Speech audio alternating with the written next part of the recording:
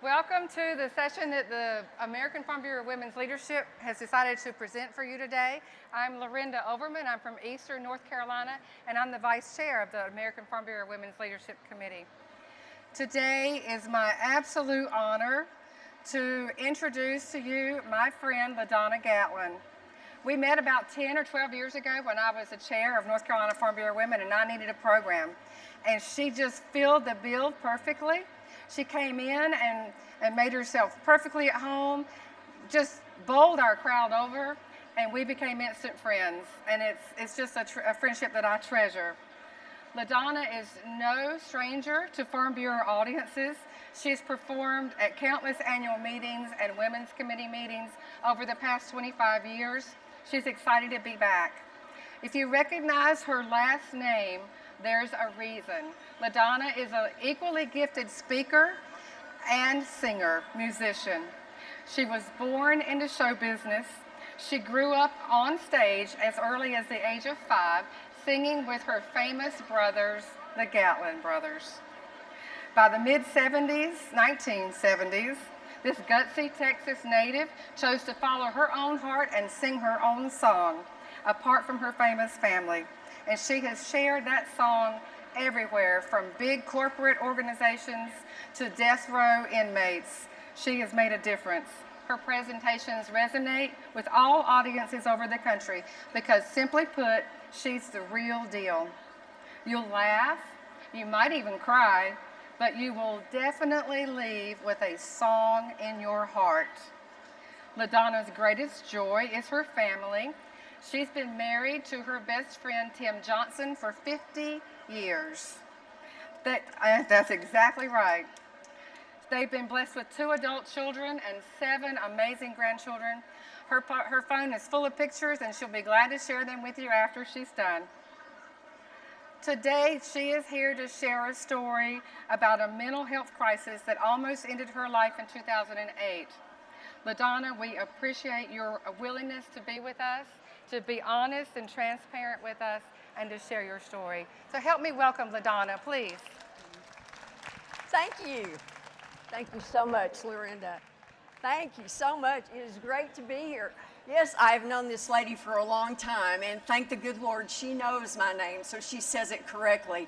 My first name is LaDonna, you guys, okay? It is not Madonna, okay?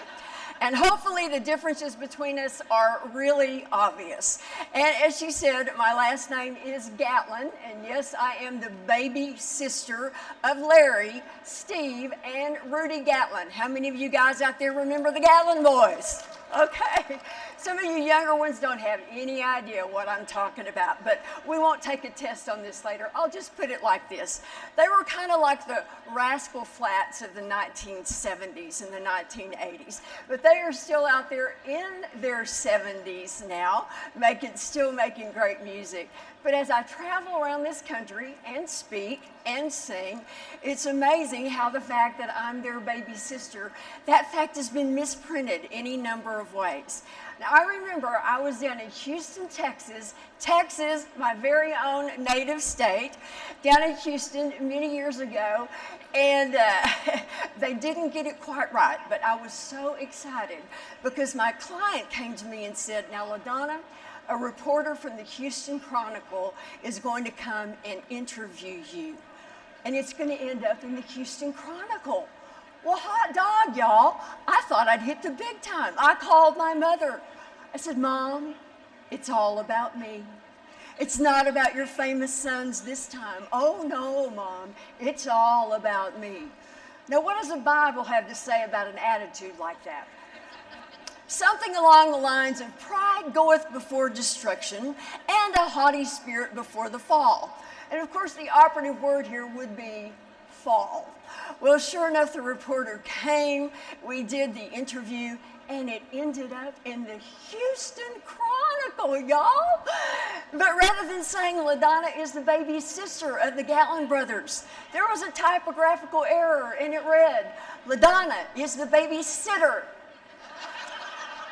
of the Gatlin brothers. So there went my 15 minutes of fame, just right out the window. And it wasn't very many weeks after that, again, right here in my own native state of Texas.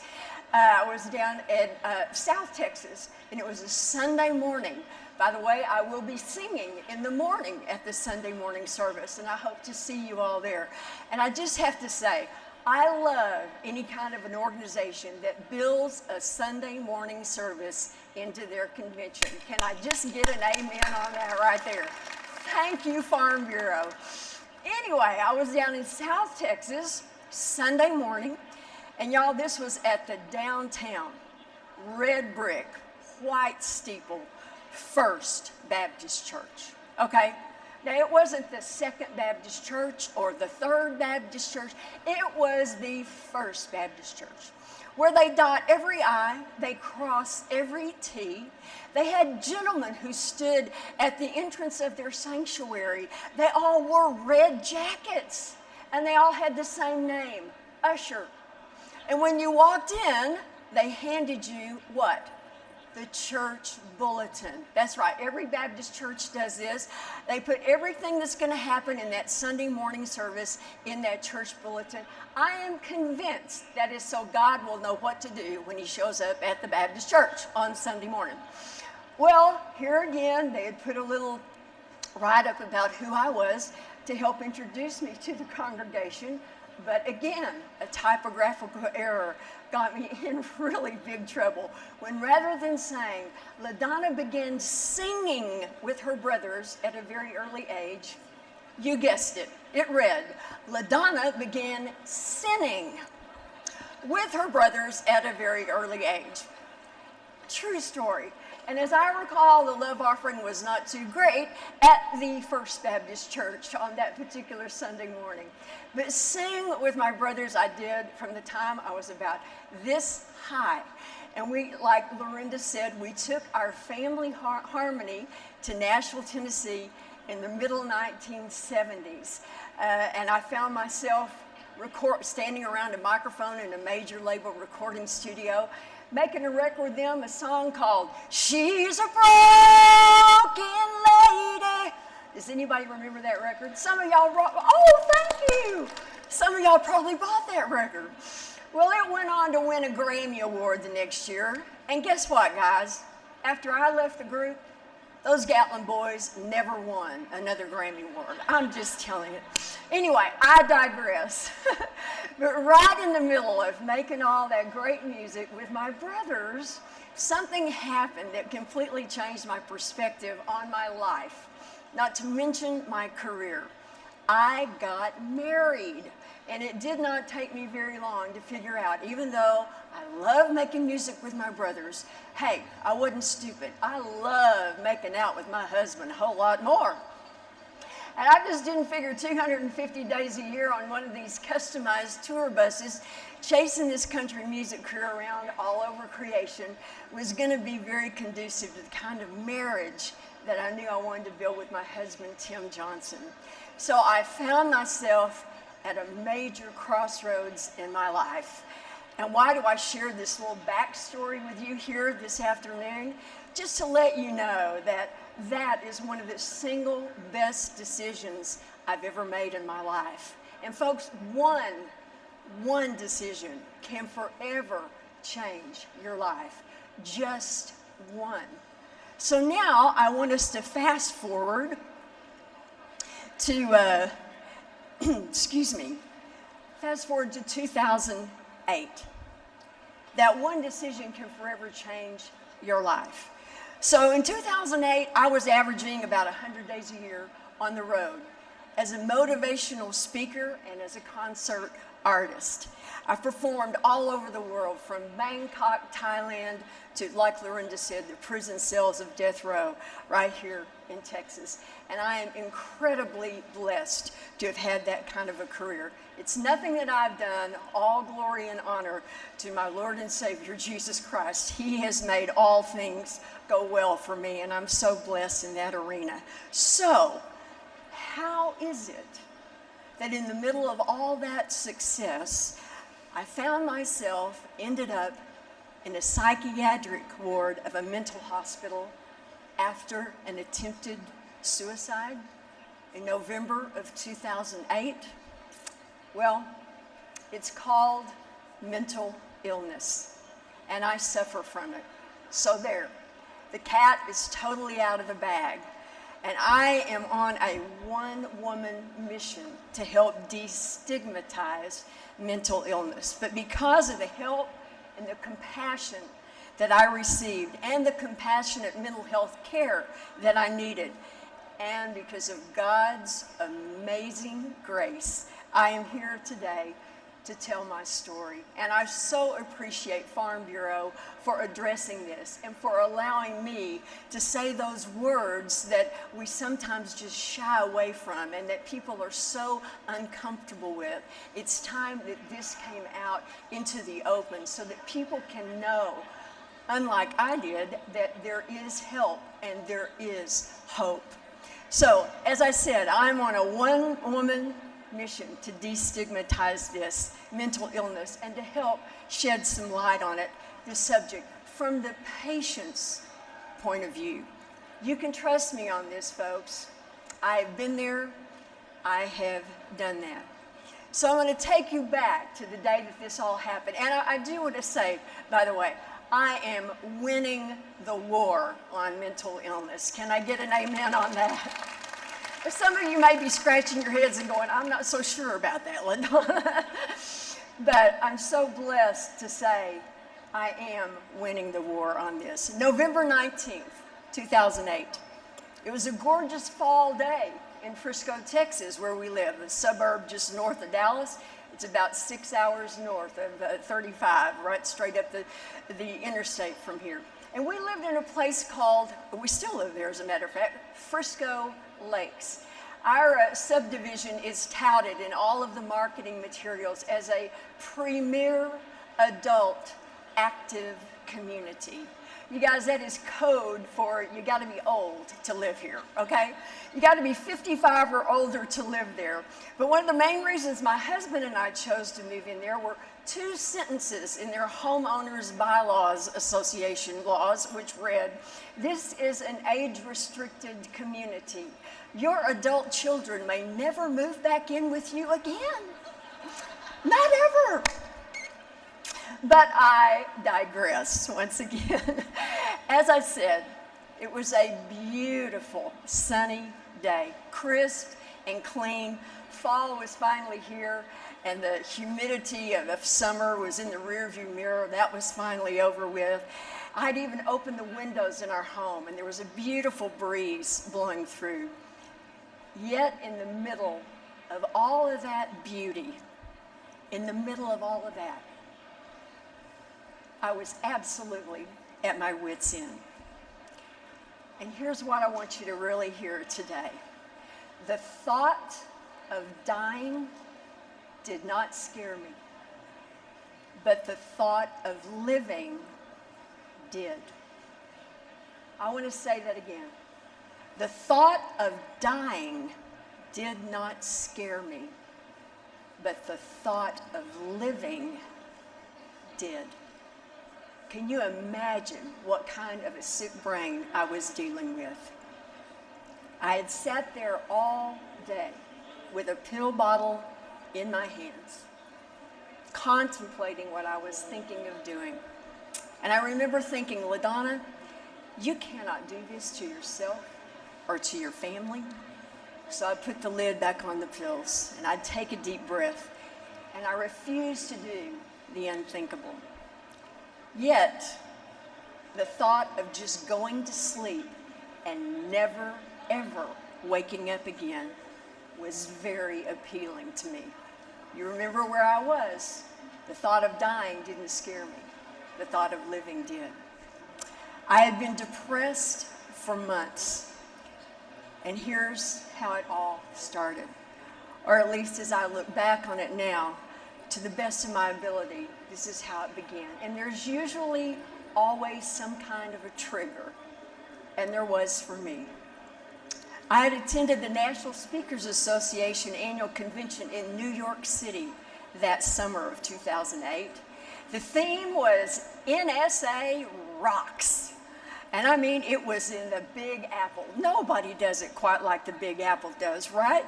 And it was the convention to end all conventions, smack dab in the center of Times Square. But I couldn't help but notice at that convention, it was full of 20 and 30-somethings, young people all around me. And as a speaker in my mid-50s, all of a sudden I felt old and out of touch. I tried not to dwell on it, but I couldn't shake the feeling that perhaps, was it just possible that my best days were behind me? Oh, the havoc that one thought can wreak in a sick brain, even though there's absolutely no truth in it. And I must credit one of my all-time favorite writers, Max Lucado, for the following explanation of exactly what I was experiencing. He wrote this in his book, Anxious for Nothing. Fabulous book. I recommend it wholeheartedly. It's called Anxious for Nothing by Max Lucado. Place your finger on each of your temples and now offer this little prayer. Thank you, Lord, for my amygdala. You don't have to say it out loud. Thank you, Lord, for these two little almond-shaped neural clusters that reside inside my brain. I wouldn't be alive without them. And the truth is, you wouldn't. Thanks to your amygdala, you stepped back on that curb when the car honked.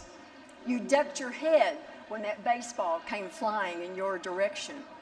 Simply put, your amygdala operate like an alarm system. If an intruder breaks a window or pries open a lock in your house, your home security system is going to warn you. Bells, alarms, horns, lights. Get up, get out, get safe. This system alerts you before you even have time to think about it. And amygdala do exactly the same thing. We don't consciously think a car is coming. I am in its way. The car is big. I am small. I better move. No, we just automatically get out of the way. Absolutely not. That's the way it happens. It's that alarm system that goes off, and we react without ever thinking about it. When the amygdala commands, the rest of the body responds. And that's the way God made us. We like our amygdala. However, we don't want super sensitive ones. We don't want a home alarm system that goes off because of a slight breeze or a barking dog. No, we don't want that in our homes, nor do we want that in our heads. Perpetual anxiety is amygdala with an itchy trigger finger. It sees a tiny little skin mole and it immediately thinks, cancer. It sees a dip in the economy and it immediately thinks, recession, bankruptcy. Or in my case, it sees young speakers at a convention and it thinks, are my best days behind me? Perpetual anxiety is the mental alarm system that never turns off. I want to say that again. Perpetual anxiety is that mental alarm system that never turns off. You know, there are two different kinds of stress. There's a good stress. The good kind of stress, that's the kind of stress that drive Olympic athletes to set world records because of their training and the stress and all of the anxiety of the moment and the performance. It causes them to perform at their absolute top level. And that's how we get new world records. But it's the bad kind of stress, the unrelenting stress, that then can lead to anxiety. Limited anxiety is helpful, and we need that to alert us to danger. What we don't need is to live in that constant state of high alert. Bottom line, God created our brains to replenish themselves with natural mood elevators and tranquilizers, dopamine and serotonin. These restore joy and peace. But if the amygdala never stop, these natural tranquilizers never have an opportunity to kick in and do their job. So the brain basically never resets. The brain never resets. It's constantly in alarm mode. Well, I came home from that convention in 2008, summer of 2008, and for whatever reasons, that triggered me. And I was so full of fear, my amygdala simply could not turn off. My anxiety was over the top. It only increased. I could not eat. I lost almost 20 pounds that I did not need to lose. I could not sleep. I was overwhelmed by life in general. And another contributing factor in my case was the onset of menopause. There, I said another faux pas word that we don't like to get out there and say out in the open too much. But it is absolutely impossible to describe the utter isolation that I felt. Folks, I have a loving, supportive, wonderful family. As she said, I've been married to my best friend for 50 years, and he's a really good kisser. I'm so glad I chose him, and he chose me. 50 years with my very best friend. He was so supportive in all this, but did not understand what his wife was going through, because I didn't even understand it. So, on that gorgeous fall afternoon in 2008, I made a decision. And this was a decision that almost cost me my life. I opened that prescription pill bottle one last time, and I counted out those sleeping pills on the counter. There were 31 of them. I took every single one. And I went to sleep. I tell you what, you take 31 prescription sleeping pills, you're gonna go to sleep, folks. But the next thing I knew, the next thing I heard, I was in a hospital, and I remember waking up to my husband, Tim, calling my name. Our daughter was there, our pastor was there, right by my bedside. And after a couple of hours, my medical team felt that I was out of danger. And because they saw that I had such a strong support system, against hospital protocol that required an overnight stay for a suicide attempt, they actually allowed me to go home. And that's when the difficult climb out of the darkness began for me. Folks, the title of this session is The Silent Storm, From Struggle to Strength. And that's exactly the woman that you see standing before you here today. One who is stronger because of the struggle. It wasn't easy, and it wasn't overnight. That anxiety that I was experiencing led me into a very, very deep depression. I was diagnosed with a Major Depressive Disorder, with a disease called anhedonia. It means emotionally incapable of experiencing joy. I want to say that again. Can you imagine being there? That your brain is so chemically messed up, you can't even experience joy. You had wonderful grandchildren. I couldn't experience any joy. Had a wonderful marriage. Couldn't experience it. I was so chemically imbalanced in my brain. I can only describe it as a complete sense of utter hopelessness. You know, some folks see the glass half full. Some people see the glass half empty. Folks, I couldn't even see the glass. That's how far gone I was. I could not even see the glass. And here's what I want you to really take away from my comments here this afternoon. I thought I was always going to feel this way. I just didn't see any hope that anything was ever going to get any better. So the best option in my sick, chemically imbalanced brain was to take a bunch of pills and go to sleep forever. I was so out of whack. But thank God, there is hope, there is help. There is always hope. There is always help. I spent some time in a psychiatric hospital. Yes. Would I ever want to do that again? Absolutely not. But I had to learn how to rebuild my life. I spent a lot of time with my psychiatrist, and he had to tweak my medication until he hit upon the right combination that was going to stabilize my brain. Yes, it's the hardest thing I ever walked through in my entire life. But that which does not kill us makes us stronger, right? And while I wouldn't wish this experience on my worst enemy, I can look back now and see that I gained so much strength from that struggle. I deal with anxiety to this very day. In my case, anxiety is not a one and done thing. It's been a lifelong battle. But as I said, it's a battle that I'm winning.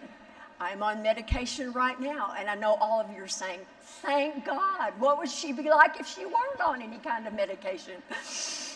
I am on medication right now. I had to see my psychiatrist. I see him often. I see him regularly, just like you see your medical doctor. And he had to tweak some meds for me just a couple of weeks ago because of some life events recently that, if I weren't careful, could help trigger that again.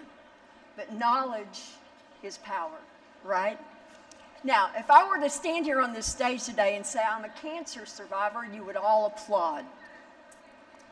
But when I say I'm a suicide attempt survivor, I don't always get that reaction, and I totally get it. I totally understand that. In our society, mental illness is put in a different category from cancer or diabetes or heart disease. But folks, it shouldn't be. And that's why we are here today, to shed a light on this disease and to destigmatize mental illness so people can get the help they need. And I'm so grateful for what American Farm Bureau is doing in this arena for farmer wellness. So I'd like to invite on stage with me two AFBF staff members to talk with me about this. Jessica Cabrera, AFBF Managing Director of Member Engagement, who leads American Farm Bureau's Farm State of Mind campaign.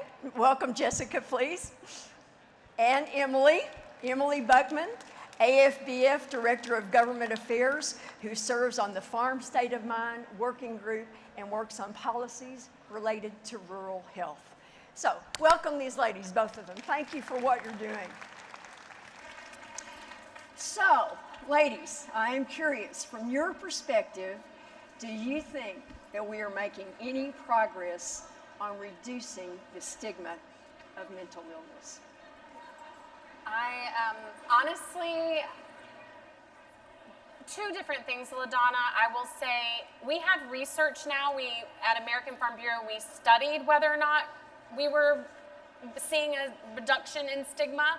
This is a question we had, and we studied in 2023. And we did get research results saying that the needle is shifting. People are more willing to talk about their struggles, their stress, their anxiety, and they're also more willing to seek help than before. But the percentages were still very low. Nevertheless, for me, what is most impactful is what I see in spaces like this. I've been involved with farmer mental health wellness since I was a staff person at South Carolina Farm Bureau. And next month, I will have my 10-year Farm Bureau work anniversary. So I've been working in this area for a while now.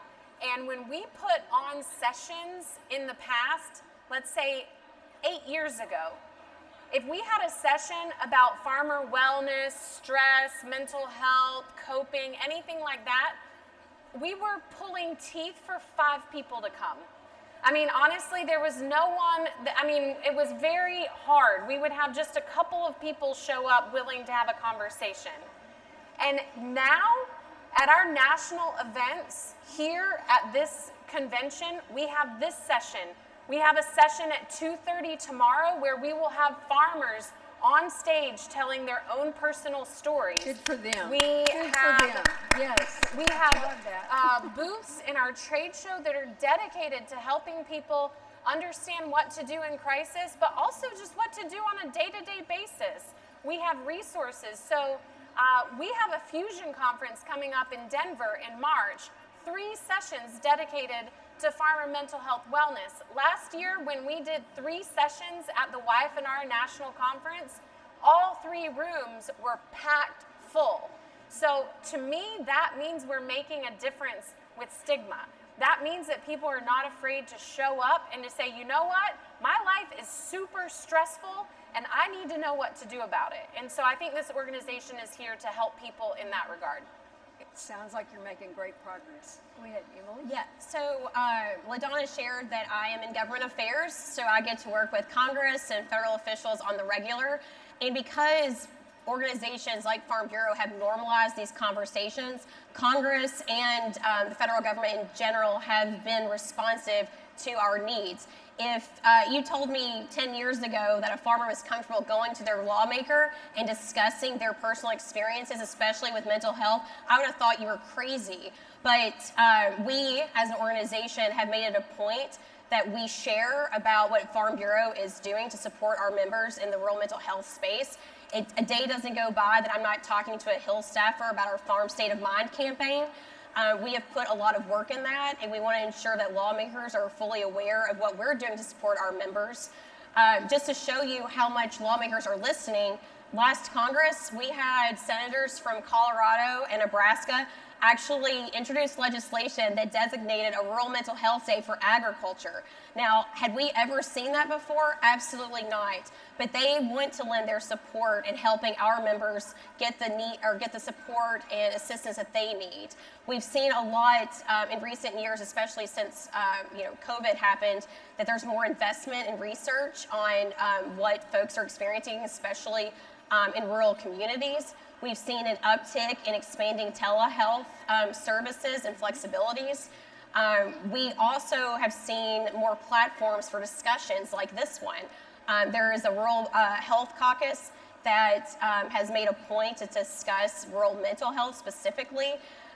So definitely, we have been seeing a shift, and we want to continue to see more being done in this space. And because we have an organization like Farm Bureau making it a point to tell lawmakers that farmers and ranchers are going through tough times. They have a lot of things on their mind, and just because folks might seem tough on the outside, there's still a lot going on the inside. And LaDonna is a really good example of this. If you share your story, if you get to the level of being comfortable enough to share your story, those are the things that impact a lawmaker. That is what leads to change. That's what leads to more support, and we hope that we can continue to keep on with our efforts and talking more with these folks. Well, you're already doing an incredible job, and I have to go off script just for a second here and say, I remember when I checked into that psychiatric unit, and one of the first things they asked me was, "Why are you here?" And of course, I had to repeat over and over to everybody that asked me, attempted suicide. And their second question was always, "What do you do for a living?" And I had to answer, "Oh, I'm a motivational speaker." And see how crazy that seems. But it can happen to anybody. Just like you seem like you got it all together on the outside when there's a lot of stuff going on the inside. Okay, so Emily, how has American Farm Bureau been engaging with Congress on the topic of farmer mental health wellness? So how many folks have heard of the Farm Bill? I hope everybody, woo, yes. So It's been mentioned a time or two here today. Yes, so as many of you all are aware, or all of you are aware, the biggest legislative package that Farm Bureau has been focused on over the last several years is reauthorizing the Farm Bill, which is a huge package. And housed within the Farm Bill is a program called the Farm and Ranch Stress Assistance Network. This is a program that was authorized way back in 2008, but it never actually received funding. Then fast forward 10 years, when really you saw an uptick in the opioid crisis. I'm sure most people have a personal story related to somebody that's fallen victim to opioid addiction. But in 2018, during the last Farm Bill reauthorization, this program was reauthorized, and Congress actually funded it. And this is a program that Farm Bureau has gotten fully behind. What it is designed to do is to provide resources specifically tailored to farmer and rancher needs. And it could go towards campaigns, it could go to counseling services. These are dollars that could go to help support state departments of ag. And the way that it works is essentially 4 regions receive grant dollars through it. And as part of our efforts for the newest Farm Bill reauthorization, we have worked to try to improve that program by extending availability of funds to the potential for hotlines that could potentially lead to a national hotline. It's something we've been discussing for a while, as well as increasing funds for the program. Currently, it's authorized at $10 million per year for the life of the Farm Bill. We've been trying to get that increased to $15 million. I know in the federal government, millions don't necessarily always seem like that much, but for programs like this, where you can help support other things that are already in the works, it can go a very long way. We did see some progress whenever the House Agriculture Committee moved their Farm Bill. We did get a piece of legislation called the Farmers First Act included in that, and that is the piece of legislation that would reauthorize the Farm and Ranch Stress Assistance Network at that increased level. We are hopeful that this Congress, once we start getting to work and see more movement within the ag communities, that it will be maintained. We certainly believe it will be, because rural mental health is a bipartisan issue. It is something that Jessica and I talk about on the regular, not just with you guys, but with outside stakeholders, because it is an issue that we all can come together on. And we certainly believe that we will continue to have a focus on it moving for the rest of the Congress. Wonderful. Yeah. It's making great strides. What are other issues that AFBF works on that you believe indirectly support the mental well-being of farm families? Well, I like to tell people, you know, as a government affairs staffer, our job is to make farmers and ranchers and rural communities have an optimal environment to operate within.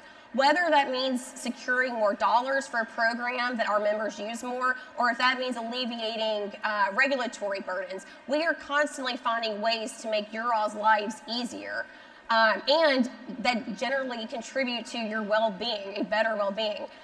Case in point, end of last year, December, we were dealing with an end-of-year legislative package. Generally, those involve funding. Our farmers and ranchers have been dealing with a lot recently. You know, high input costs, lower commodity prices, disaster. We've been hearing a lot about California, but let's not forget all the other states that have experienced significant disasters over the course of the last few years. North Carolina, I certainly don't want to leave out the devastation there, but as part of the government affairs team, our big focus for the last quarter was to get assistance for our members. So we wanted to make sure that we got disaster assistance included in there, as well as economic assistance, because in the absence of a new farm bill that's been updated to reflect current market conditions, we needed something for you guys to help tide you over. So we were able to secure over $30 billion for our farmers and ranchers, roughly $20 billion of that in disaster assistance for those who have been impacted by natural disasters. But then we also were able to get $10 billion in direct assistance for folks, just to tide us over until we can get that new farm bill done. And hopefully, as the administration starts to get their cabinet folks confirmed and in their permanent spots, we hope that those programs start to roll out here soon. Like I said before, the regulatory burden that's often placed on our members, there are so many regulations that come down the pike that a lot of people just don't understand how it impacts farmers and ranchers. I'm going to talk a little bit about labor. Many of you all struggle to find the labor needed to run your business. There were thousands of pages in regulation that came down the pike just related to the H-2A program that so many people use just to get the crop in. So we have a dedicated staffer who is constantly fighting back on overregulation of the H-2A program. Now, are we always successful? Not always, but we keep on trying because that's what you guys task us with doing. I also work in the broadband space. I was talking about expanding telehealth services. You can't take advantage of telehealth services if you don't have connectivity. We're constantly working to get broadband deployed to rural communities so that you guys are able to access the services, broadband, that allow you to take advantage of programs like a lot of what Farm State of Mind offers. So anyway, we work on a lot of things, and all of these issues that we work on is to make your all's lives easier, to make things better for you. And certainly, we don't always win, but we try our best to get as many wins as we can so that you guys can run your business more smoothly and take a little bit less off your mind. Well said. Thank you, Emily. Now, I know AFBF is also offering resources to help promote farmer wellness. So, Jessica, tell us about Farm State of Mind that she just mentioned and the resources available to farm families. Absolutely. So AFBF runs a campaign called Farm State of Mind, and you can find it at farmstateofmind.org. And on farmstateofmind.org, you can find a series of different resources. In fact, I have a slide that we could put up for you guys to see as well. There is a national resource directory. It's searchable by state. It's also searchable by keyword to be able to identify resources that are available to you. We also have helpful tips and videos that you can watch. And as a Farm Bureau member, a county board member, a committee member, these videos are available to use, so you can play them at a meeting, at an annual meeting, at a committee event. You can play these videos in order to share inspiration and support with your members. We also have an incredible new resource. It's the newest resource on the Farm State of Mind campaign that has been made possible by the Farm Family Wellness Alliance. It's called Togetherall, and I'm going to tell you more about that in just a minute. And then Emily mentioned we've been doing research. We started that back in 2017 with studying the opioid crisis. And since then, we've continued to do research. And now we're working on a project with state farm bureaus. So if your state farm bureau is interested in organizing stakeholders in your state that are interested in rural mental health wellness, we have resources available to make that faster, more affordable, and easier to do at the state level. So you can reach out to us and we can support you in that way. That way we have research that's really helping us better understand rural communities and farm communities all across the country. And then lastly, we have an entire section dedicated to opioid misuse, how to find anything from treatment centers to best practices to resources and information for that as well. So let me tell you a minute about this newest resource that I just mentioned.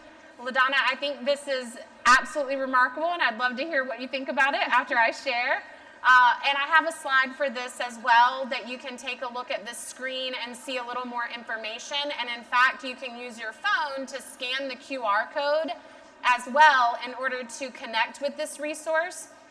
And it's called Togetherall. If you spent any time on the trade show floor today, you may have seen this logo on a few of the booths. And the reason why is because there's an alliance of partners that have come together to make this possible for farm country all across the United States. And this resource is 2 layers of support for your community. First, it's a peer-to-peer community that is anonymous, and there is an agriculture-specific group. Now, what in the world is that? What that means is that when you scan that code and you sign up for a Together All account, it assigns you an anonymous username. What that means is that you can then begin to talk with others about the stressful things going on in your life, about the concerns that you have, the things that are kind of plaguing your mind, with no one knowing that it's you. Also, you can go on, if you're a person that loves to support and encourage other people, you can go on and see what other people are going through and comment anonymously to provide support to them and say, hey, I see what you're going through, and I'd just like to provide a word of encouragement for you. So there's a really great way at your fingertips. You can do it here today. You can do this while you're winding down for the evening at home. You can do this when you wake up in the morning and have your morning coffee. You can do it from your mobile device, from your computer, from your iPad, whatever you use to connect. And it's absolutely incredible. I'm a Together All user myself. And in addition to that peer-to-peer support system, there are all sorts of other great tools and resources. There are some self-help tools, including stuff about anxiety. There's also some self-tests that you can kind of take to measure, like how anxious am I right now, you know? Right. Because sometimes you don't necessarily want to go to a doctor to understand some things about yourself. And so you can do that. It's too much. Yeah, you can do it with a resource, and then it might warm you up to the idea of, man, I actually probably should talk to somebody because I'm not in a good place right now. So now let me tell you about the second layer, which I think you're going to be floored. Okay? Are you ready? I'm sold. Yes. All right. For the first time in the history of the United States of America, and I'm not exaggerating, although it sounds really cool, doesn't it? Farm families ages 16 and older have access to free family and individual counseling services through this resource.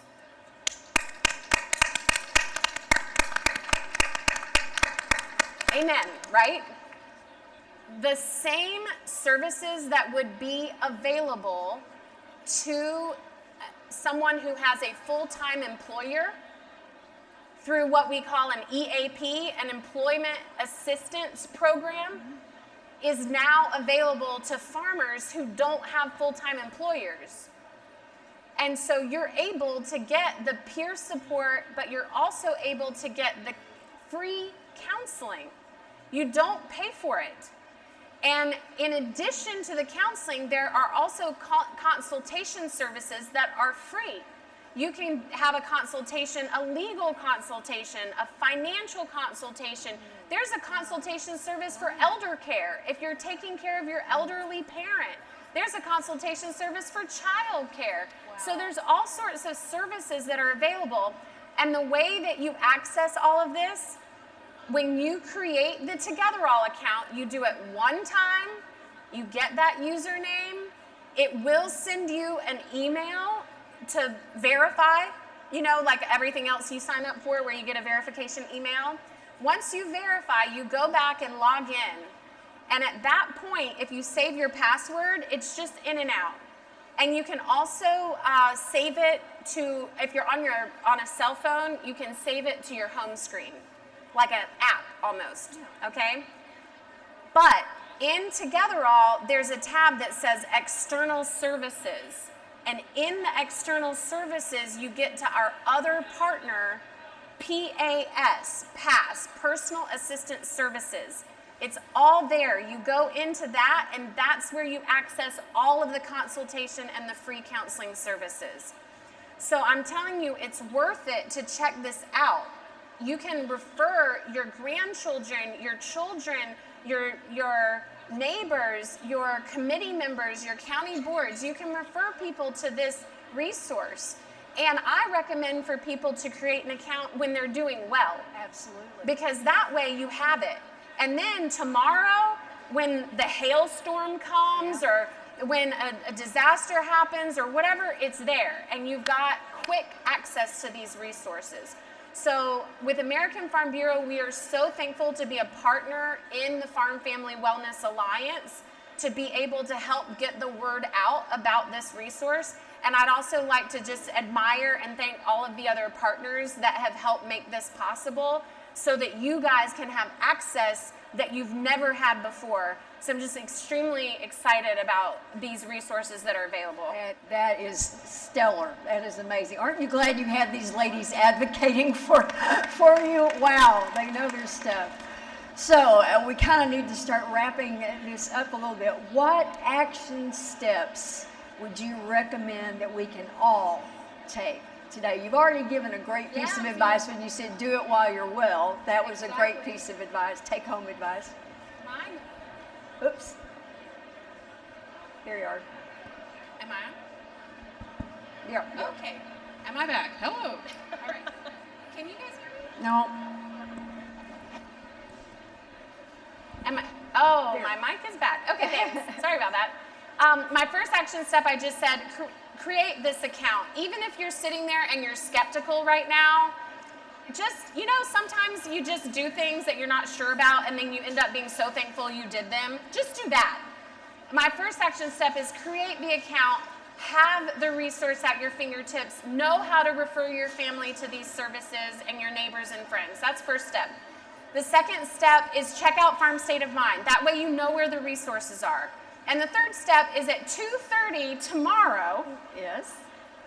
We have this session that I just told you about. It's called What Farmers Think About Stress and Mental Health. And Is it at 2:30? I have it at 9 a.m. The Sunday 9 a.m. workshop. It's at 2:30. Sunday, do I have the wrong date and time? Someone will help me out. 9 a.m. 2:30. Okay. Thank you. There's the Sunday- moderator of the okay, session I'm right so there. sorry. Thank you. It's okay. No, LaDonna, it's okay. So my script. Now we all know. There was. Thank I you. told you I'm prone to typographical errors here, so that was one. Sunday, Great. yeah, Tomorrow, Sunday, 2:30. Tomorrow, Sunday at 2:30, and we have a moderator who's a former AFBF wife in our chair from Oregon, and our panelist is a former Achievement Award runner-up from South Carolina, a current AFBF wife in our committee. Current AFBF P&E committee member, and a female farmer rancher from Oklahoma. So these are folks that are willing to vulnerably share about their own personal experiences and help all of us come together kind of in some solidarity around this, but most importantly to understand just how important it is that you're not alone. And if you want to hear stories that can help you encourage other people, this is a great action step as well. So that's my action steps, LaDonna. That's perfect. Join together on, go to the session tomorrow. Do we have enough time for this last question? Yeah, Or do we need to? Okay. Well, I was just going to add, I know we have a lot of advocates out there. As we start having those conversations again about Farm Bill and you start meeting with your legislators, please do not forget to talk about rural mental health. Do not forget to share your personal story if you're comfortable doing that. We still want to make sure that folks realize that it is still a top priority of ours. And something else I would encourage you to do is share with your lawmakers about the resources that Farm Bureau offers, whether it's AFBF's resources or what your state is offering. Folks love to know what the private sector is up to so that maybe the government could replicate good practices. So that is something that I would encourage you all to do in the coming months. Wonderful. And LaDonna, there's Yep. one more thing. I actually have, you can't go to a Good Farm Bureau event without a handout. So I wanted to let you know that we have some handouts as well, and some of our AFBF WLC committee members will be able to help you get these. And so at the conclusion, if you want to pick one up, one of them is what you saw on the screen about Togetherall, so you can take it with you. And then the other one is a handout about how if you're interested in getting involved in something with Farm Bureau related to either farm safety or mental health wellness, we have a number of programs and activities that you might not be aware of. So it explains them here, and you can express interest in more information on this sheet. So our committee members will be available to hand you a sheet if you're interested in learning more.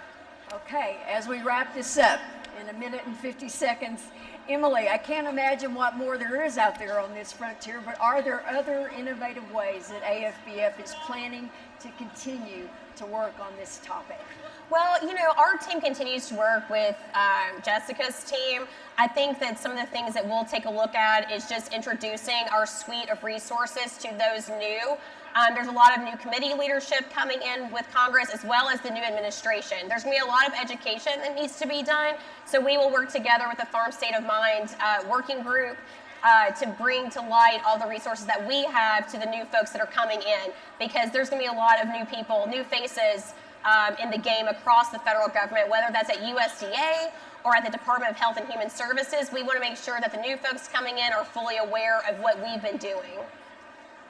Okay, I'm not a farmer, I am not a rancher, but I'm going to use a phrase that you will understand.